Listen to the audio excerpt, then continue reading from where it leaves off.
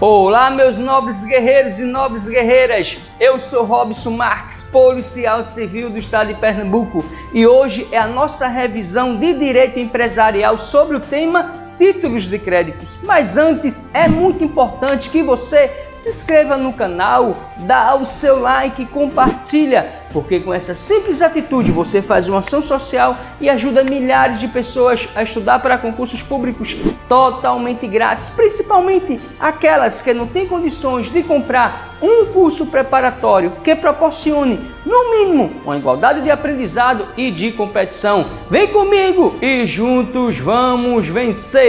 Direito empresarial. Revisão títulos de crédito. Títulos de crédito é o documento necessário para o exercício do direito literal e autônomo nele mencionado. Código Civil, artigo 887.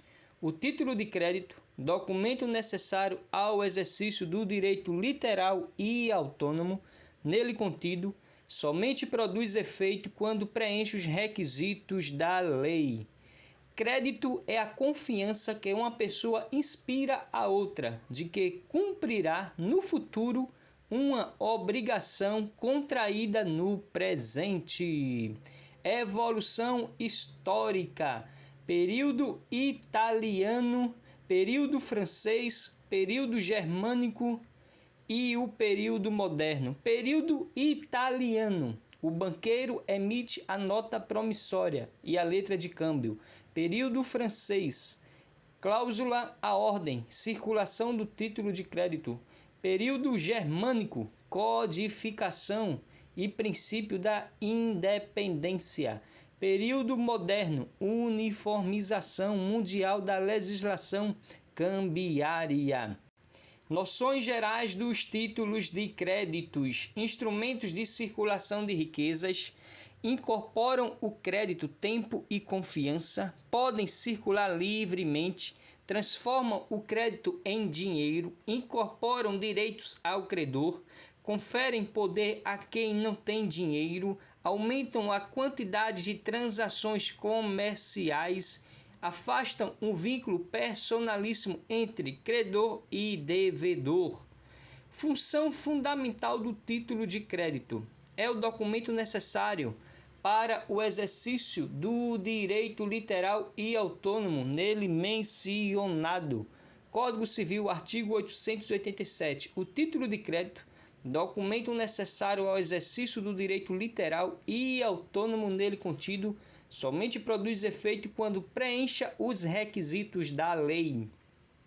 Crédito é a confiança que uma pessoa inspira a outra de que cumprirá no futuro uma obrigação contraída no presente.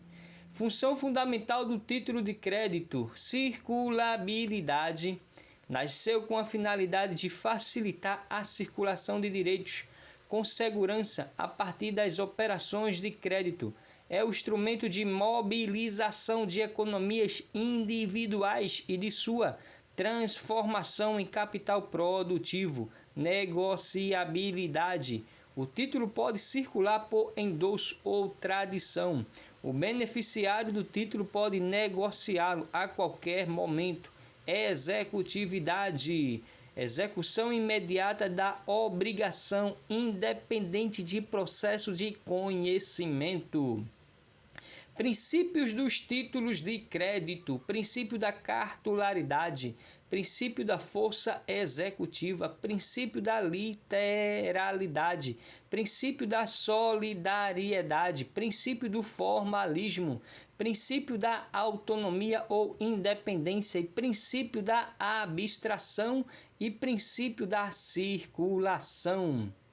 Princípios dos títulos de crédito. Princípio da cartularidade. O título de crédito tem que ser escrito em documento corpóreo, não valendo a declaração oral, gravada ou não. Não há título de crédito sem papel. Princípio da força executiva.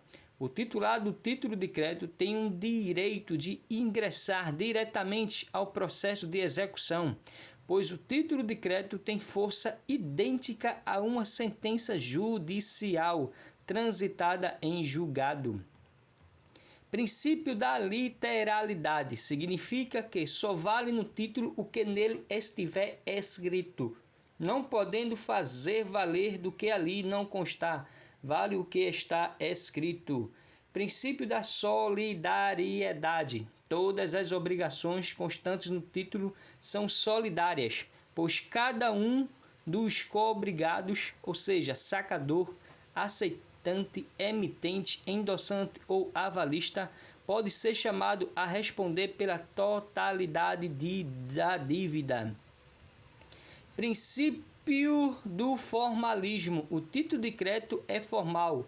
Em princípio, se faltar uma palavra que, por força de lei, nele deveria constar, o documento perderá seu valor de título de crédito. Exige-se que o título de crédito seja revestido de formalismo, pois sem ele não haverá os demais princípios. Princípio da autonomia ou independência. Cada pessoa que se comprometer no título assume uma obrigação, independente das obrigações pelos outros assumidas. Não existindo vinculação das obrigações, a autonomia é a desvinculação da causa do título em relação a todos os coobrigados. Princípio da abstração. Os direitos decorrentes do título de crédito são abstratos, não dependendo do negócio que deu origem ao título. Nada mais é do que um aspecto da autonomia, pois o próprio título também é desvinculado da causa. Não se vincula à cártula, portanto, ao negócio jurídico principal que a originou, visando por fim a proteção do possuidor de boa-fé. Princípio da circulação tem como finalidade facilitar as operações de crédito e a transmissão dos direitos neles incorporados. A transmissão dá-se regularmente pela tradição ou pelo endosso a terceiro de boa-fé. Princípio da cartularidade. Título de crédito é documento de apresentação. Só é possível executar o título original, não pode cópia autenticada. Transformou o crédito em dinheiro.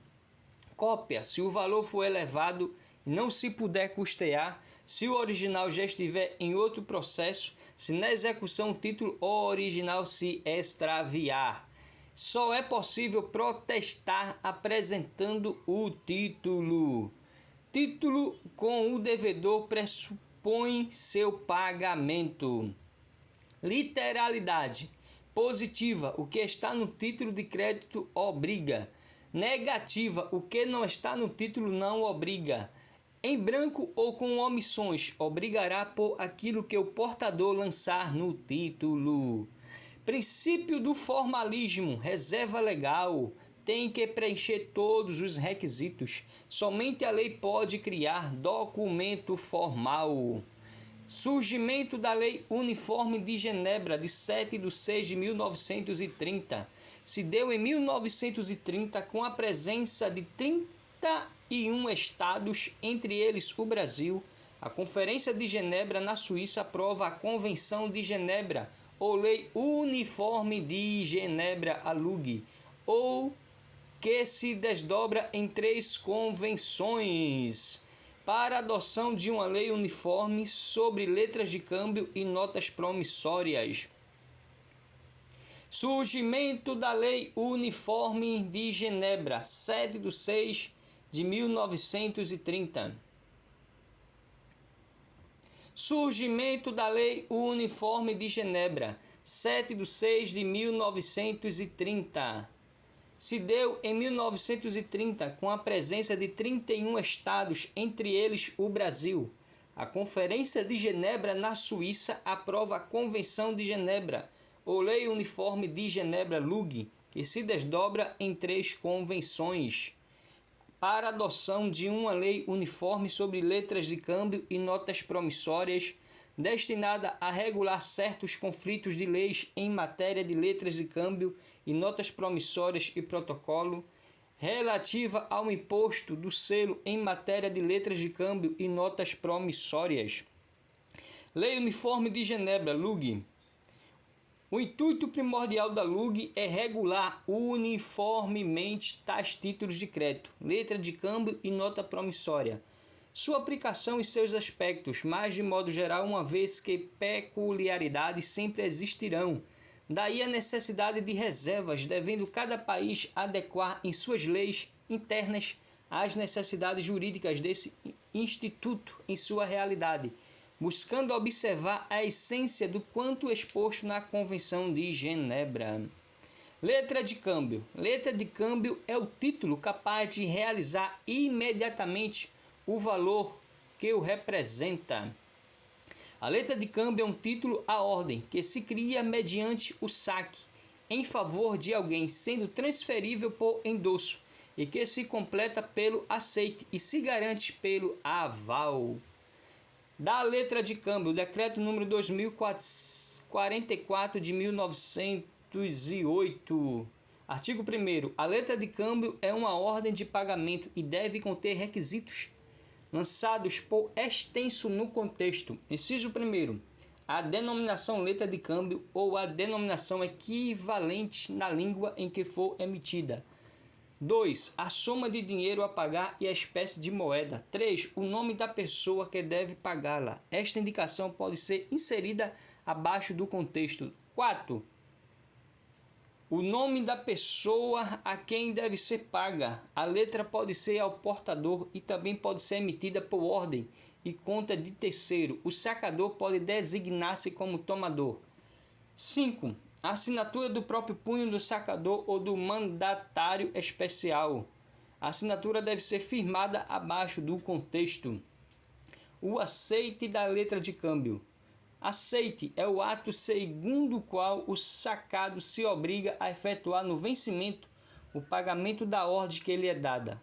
O artigo 25 da LUG exige que o aceite seja dado na própria letra para que seja válido. A apresentação para aceite é obrigatória quando o vencimento da letra de câmbio depender do aceite do sacado para saber quando a letra é dada por vencida. Isso ocorre com a letra de câmbio a tempo certo da vista. Nesse caso, a letra de câmbio deve ser apresentada logo ao sacado, pela lei brasileira, dentro de um prazo máximo de 6 meses. O aceite é feito através da assinatura do sacado ou do mandatário especial no avesso da letra. Contudo, o ato do aceite pode ser expresso no verso, desde que complementado com as expressões aceito ou semelhante antes da assinatura do sacado. Aceite é puro e simples, em princípio, mas pode o sacado limitar uma parte do que foi sacado. Nisso ele recusa qualquer modificação introduzida pelo aceite ao enunciado da letra. Letra de câmbio. Letra de câmbio é um título à ordem, ou seja, é emitido em favor de uma pessoa determinada, mas que é transferível através de endosso. Trata-se de uma ordem de pagamento. Parte, sacador. Sacador é emitente da letra. Sacado, pessoa contra a qual a letra foi emitida, ou seja, que realizará o pagamento. Beneficiário ou tomador, que receberá o crédito. Fique ligado, uma mesma pessoa pode ocupar duas posições. O sacador e sacado pode ser a mesma pessoa. Letra de câmbio. Após a emissão da letra de câmbio, existem duas possibilidades. Se o sacado aceita, este se torna devedor principal. Se não houver o aceite do sacado, o tomador deve protestar o título, ocasionando o vencimento antecipado do mesmo. Assim, o tomador pode cobrar diretamente do sacador e dos cobrigados, avalistas endossantes se houver. Prazo prescricional. Cabe para a letra de câmbio e para a nota promissória, artigo 70 e 71, combinado com o artigo 77 da LUG, contra o aceitante, 3 anos a partir do vencimento, contra endossantes e contra o sacador, 1 ano a partir do protesto feito em tempo útil ou da data do vencimento. Letra de câmbio. Diferente dos demais títulos de crédito, para a existência e operacionalização da letra de câmbio, são necessárias 3 situações jurídicas distintas, a saber, o sacador, como sendo aquela parte que faz o saque, oportunidade em que fica criada a letra de câmbio como documento. Esta pessoa é quem dá a ordem de pagamento. O sacado, que representa a parte a quem a ordem é dada, ou seja, é quem deve efetuar o pagamento. O beneficiário, também chamado de tomador, sendo a pessoa que receberá o pagamento, sendo assim o beneficiário da ordem. Assim, é importante observar que não necessariamente as situações jurídicas são representadas por três pessoas ou partes distintas. Pode ocorrer circunstâncias em que a mesma pessoa possa estar representando duas situações ao mesmo tempo. Requisitos da letra de câmbio: essenciais e não essenciais. Essenciais: denominação, letra de câmbio, nome do sacado, nome do beneficiário, data do saque, assinatura do sacador, ordem incondicional de pagamento de quantia determinada. Não essenciais: época do vencimento, lugar de pagamento e lugar do saque. Nota promissória. A nota promissória surgiu com o cálculo da Idade Média, pois era o documento emitido por banqueiro, reconhecendo a dívida que contraiu junto ao mercador em uma cidade e prometendo pagar o valor equivalente em outra cidade. Nota promissória é uma promessa de pagamento em um título abstrato, formal, pelo qual uma pessoa denominada emitente faz a outra denominada beneficiária um compromisso escrito de pagamento de certa soma em dinheiro, à vista ou a prazo, em seu favor, ou de outrem à sua ordem. Requisitos da nota promissória. Artigo 74 da LUG. Expressão nota promissória: promessa pura e simples de pagar determinada quantia sem condições ou encargos. Nome do beneficiário: não se admite nota promissória ao portador. Data da emissão: para que se possa avaliar a capacidade do emitente ao tempo da emissão, assim como para a contagem do prazo como de vencimento. Assinatura do emitente de próprio punho ou por procuração especial. Requisitos supríveis: local da emissão e local do pagamento. Vencimento da nota promissória. A data de vencimento não é requisito, pois a LUG estabelece que, quando não há vencimento, a nota promissória é considerada à vista. Caso tenha duas datas de vencimento, é considerada nula. Letra de câmbio versus nota promissória. Letra de câmbio: ordem de pagamento. Três pessoas: sacador, sacado e beneficiário. O sacador é o correspondente do regresso. Admite, aceite. Nota promissória: promessa de pagamento. Duas pessoas: sacador e beneficiário.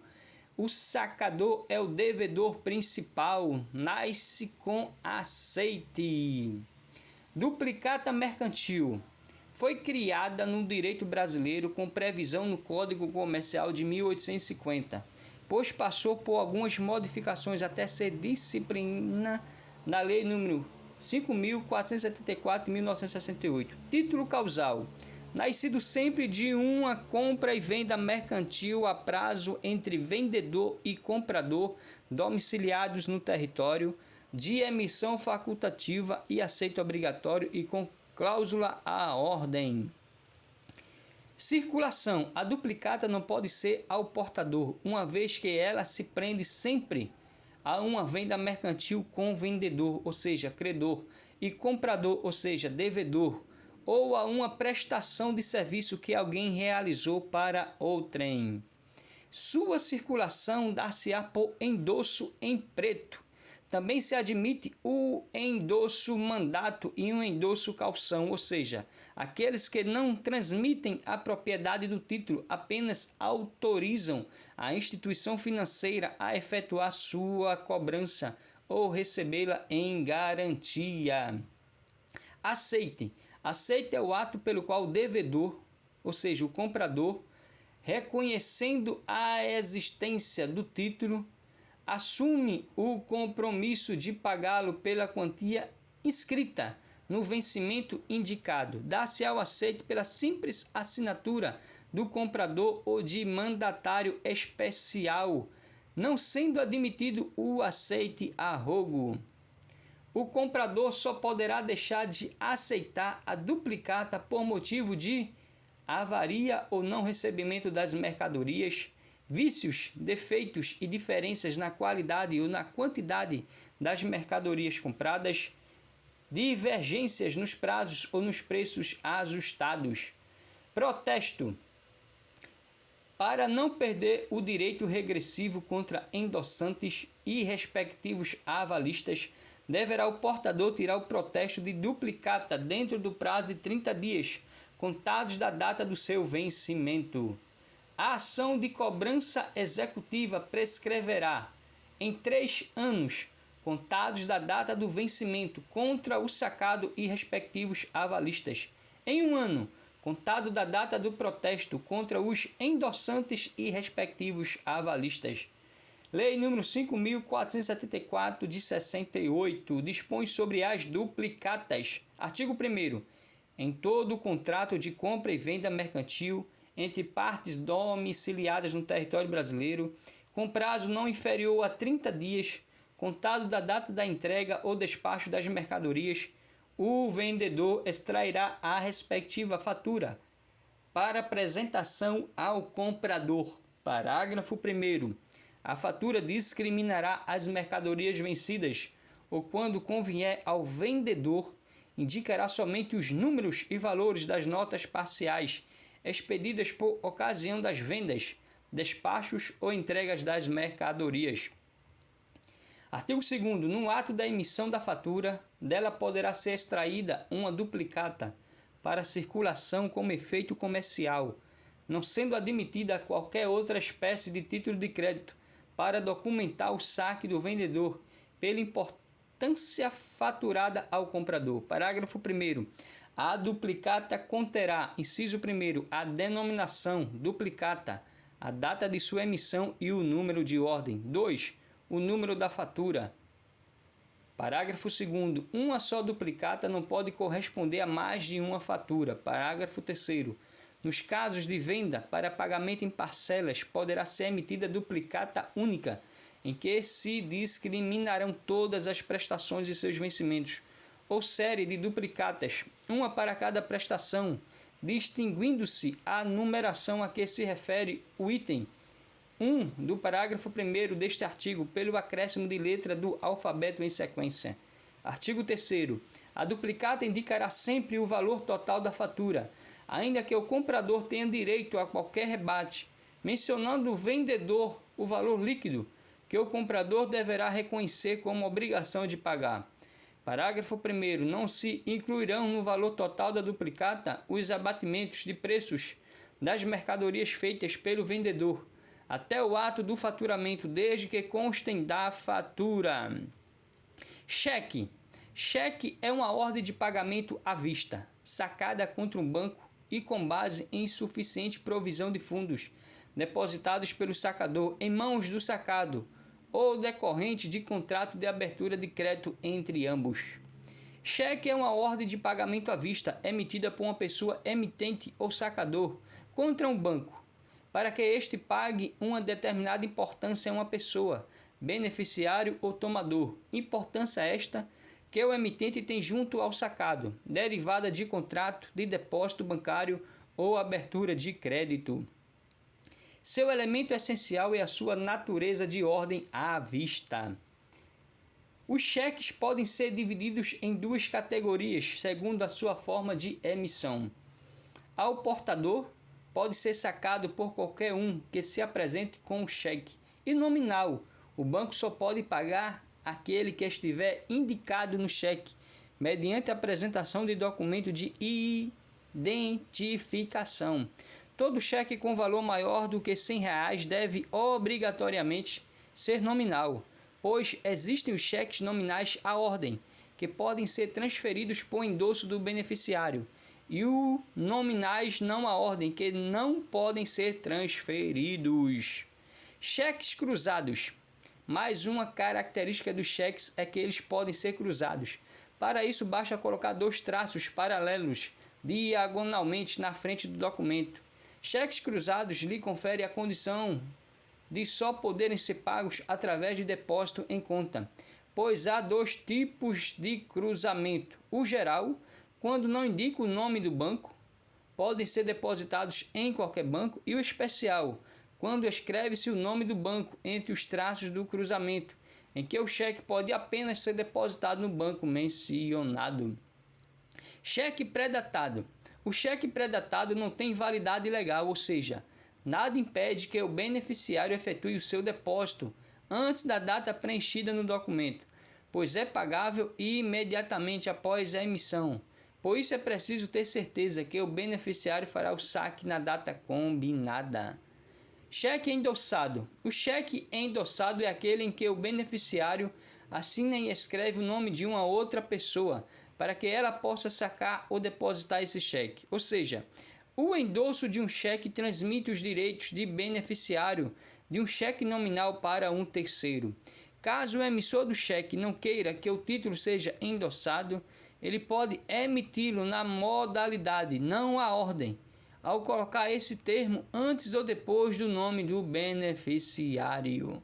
Cheque especial. Cheque especial é um produto do banco de crédito automático a quem não tem saldo disponível para o pagamento de algum cheque emitido. Todos dizem que o cheque especial é um perigo e estão certos. Cheque, Lei número 7.357 de 85. Cheque é uma ordem de pagamento em dinheiro e à vista. Transfere-se por endosso e pode ser garantido por aval, porém não comporta aceite. Data que começa a contar o prazo de apresentação a partir da emissão do cheque. 3 posições jurídicas: sacador, emitente, sacado, banco e tomador ou beneficiário. O cheque admite o aval parcial, conforme estabelece o artigo 29 da Lei do Cheque. Artigo 29. O pagamento do cheque pode ser garantido no todo ou em parte por aval prestado por terceiro, exceto o sacado, ou mesmo por signatário do título. Prazos do cheque. Apresentação: 30 dias. Cheque apresentado na mesma praça da agência em que o cheque foi emitido. 60 dias. Cheque apresentado em praça diferente da agência em que o cheque foi emitido. O credor de um cheque não pode responsabilizar o banco sacado pela inexistência ou insuficiência de fundos disponíveis. Prescrição do cheque: 6 meses a partir da expiração do prazo de apresentação. Ação de regresso de uma obrigação ao pagamento do cheque contra outro prescreve em 6 meses, contados do dia em que o obrigado pagou o cheque ou do dia em que foi demandado. Ação de enriquecimento ilícito contra o emitente ou outros obrigados que lhe locupletaram injustamente com o não pagamento do cheque, prescreve em 2 anos, contados do dia em que se consumar a prescrição prevista no artigo 59 da Lei do Cheque, Lei número 7.357 de 85. Lei número 7.357 de 85, da prescrição, artigo 59.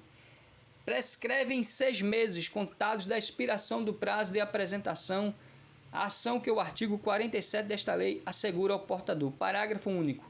A ação de regresso de um obrigado ao pagamento do cheque contra outro prescreve em 6 meses, contados do dia em que o obrigado pagou o cheque ou do dia em que foi demandado. Artigo 60. A interrupção da prescrição produz efeito somente contra o obrigado em relação ao qual foi promovido o ato interruptível. Artigo 61. A ação de enriquecimento contra o emitente ou outros obrigados que se locupletaram injustamente com o não pagamento do cheque prescreve em 2 anos, contados do dia em que se consumar a prescrição prevista no artigo 59 e parágrafo desta lei. Artigo 62.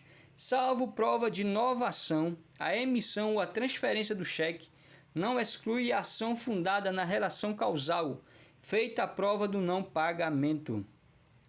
Ações cambiais.